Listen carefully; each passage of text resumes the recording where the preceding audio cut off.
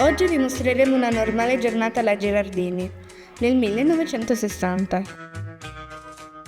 Come potete vedere, i bambini stanno facendo lezione, usano penne stilografiche e si mettono i grembiuli. Sono sempre molto ordinati e educati.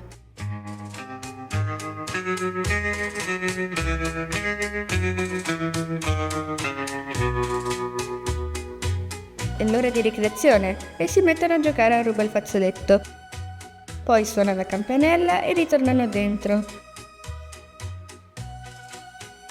Nel 2026 si usano lavagne e lim e non devono per forza usare il grembiuli.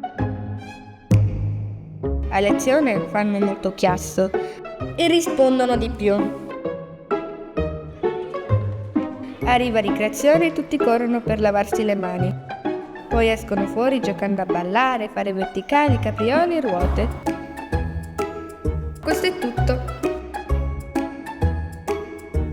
Noi siamo la quinta A della scuola Girardini di Udine.